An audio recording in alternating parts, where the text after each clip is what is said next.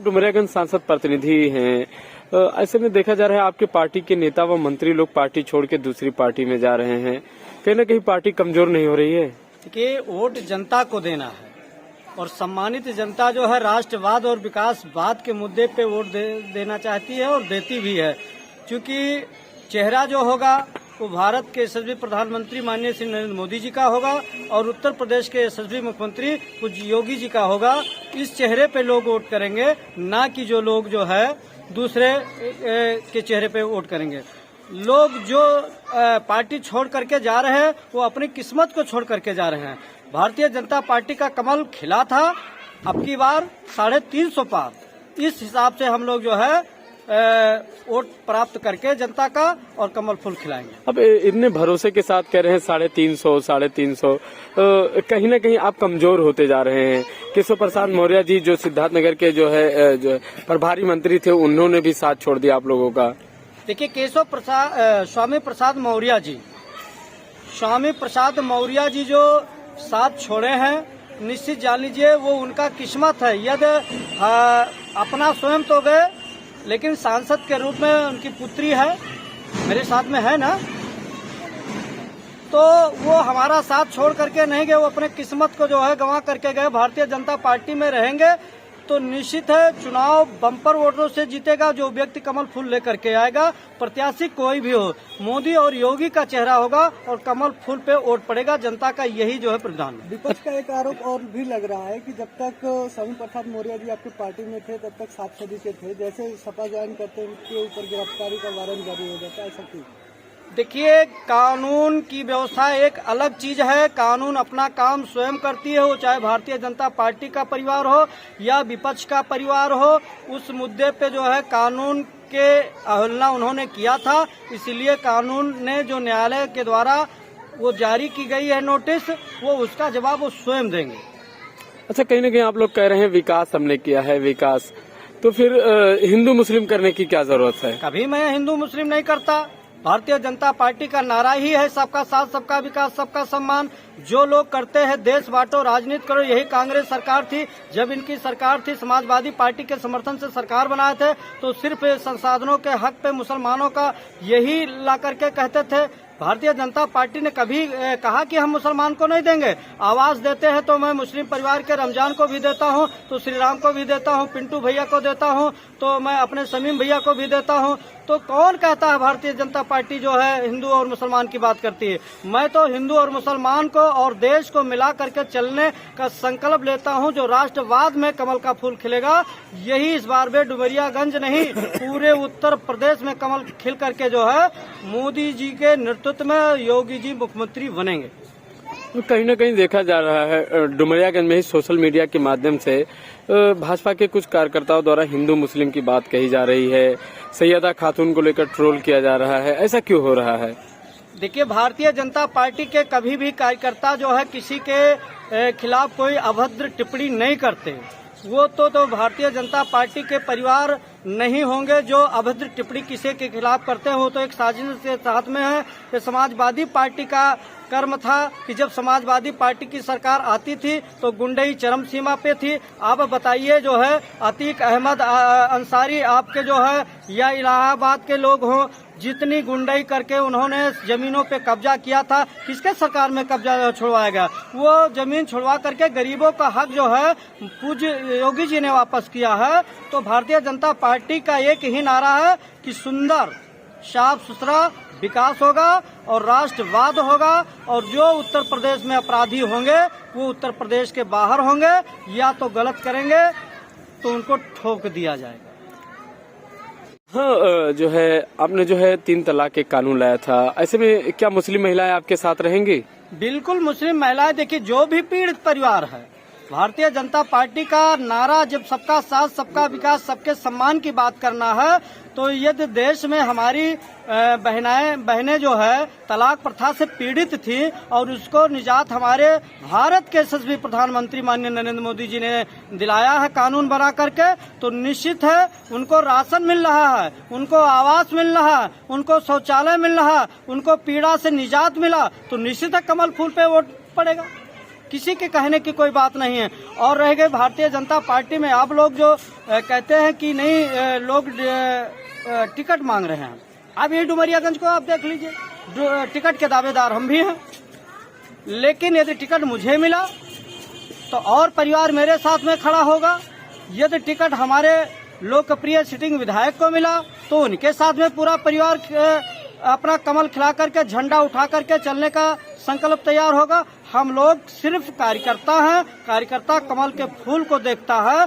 जन जन की एक आवाज, कमल खिलाओ बारंबार। योगी और मोदी के नेतृत्व में कमल खिलेगा और योगी जी के नेतृत्व में ही अब की बार जो है पूरे उत्तर प्रदेश का विकास होगा। अच्छा, कहीं ना कहीं जो है जो लोग छोड़ के गए हैं पार्टी, उनके लिए क्या कहेंगे आप? मैं कहना चाहता हूं, भगवान सद्बुद्धि उनको दे, बजरंग बली उनको सद्बुद्धि दे।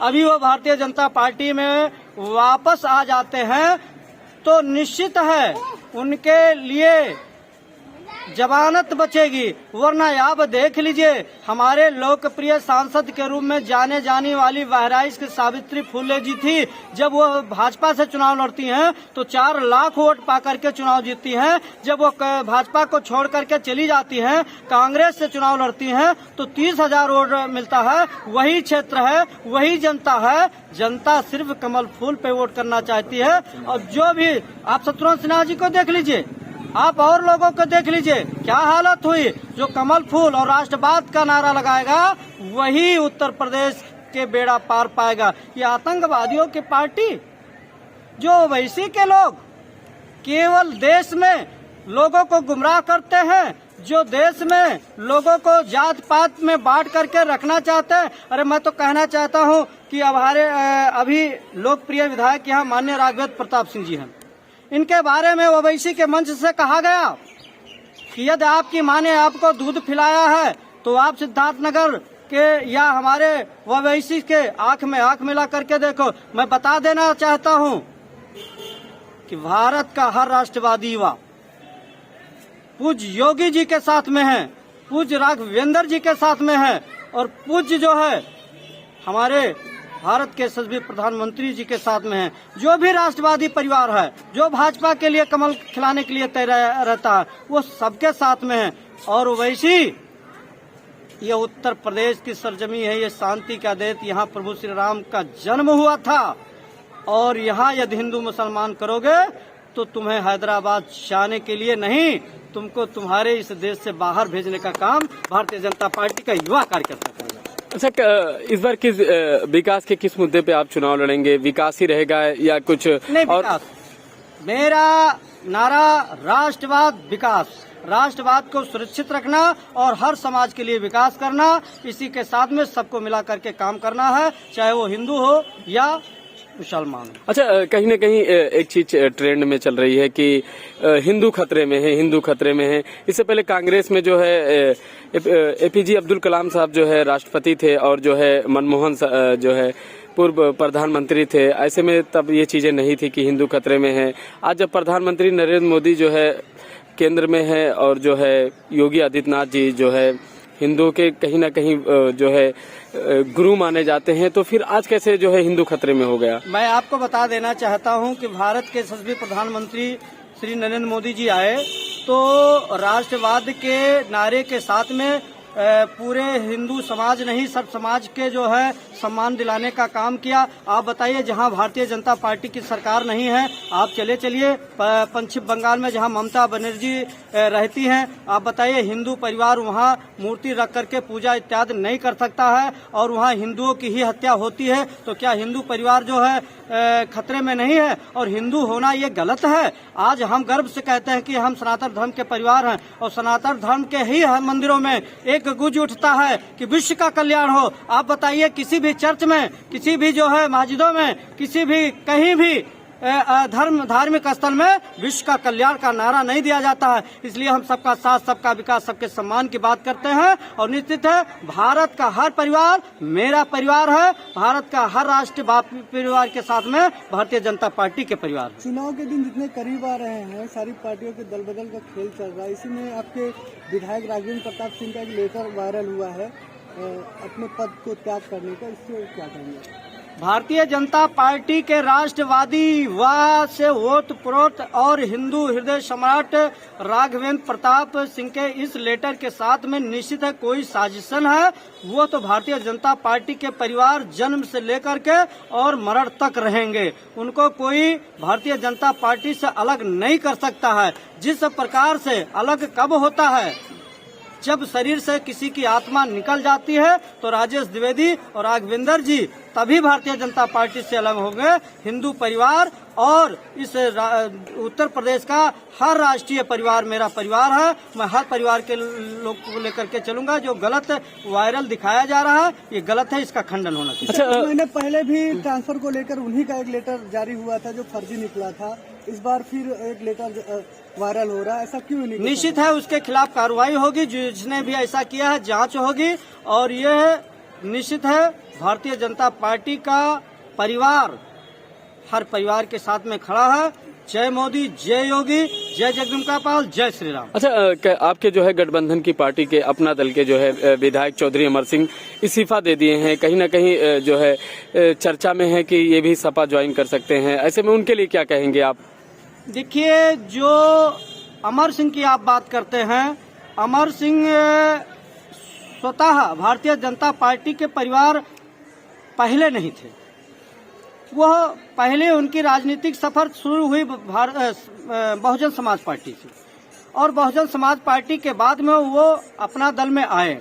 और वो अपना दल का विषय की बात है, वो हमारे गठबंधन परिवार है। जो भी गठबंधन से वो परिवार को लेकर के आएंगे वो परिवार वहां से चयनित होगा। जहां तक वो गए हैं उनका किस्मत खराब हो गया है।